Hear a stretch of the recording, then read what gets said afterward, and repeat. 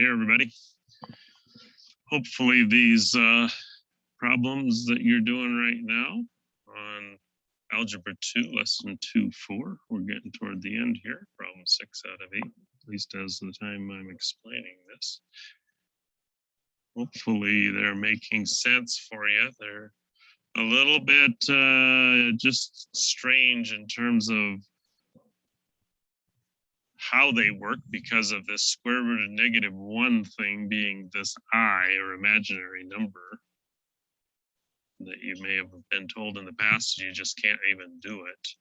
So for this problem, finding the solution, I know I've probably explained this to you before, but let me remind you again that if you said x squared equals 25, and I asked you what the answer to that is, or 16 or 81, something that you recognize, most students immediately will say a 5, but that's only half the answer. And the reason why, again,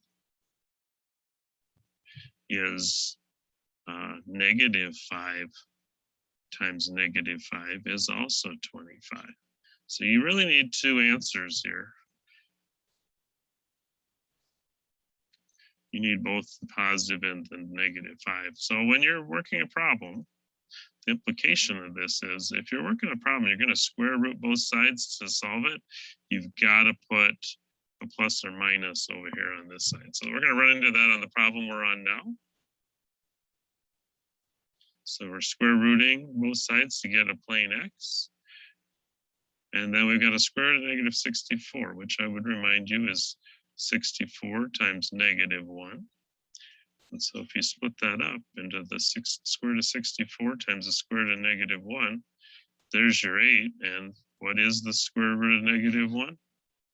That's just an I. So we've got two answers here, a positive 8i and a -8i, and that's going to be our answer for this problem. So we put them in there, separated by commas. And read that blue type underneath the bottom. A lot of times there's hints there. If you're not sure at all, you always got down here on the bottom, view an example.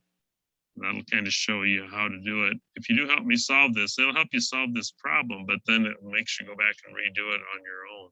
So those are the things you have available, as well as this video. So good luck, everybody. Just don't give up. You can do it. And we'll see you in the next question.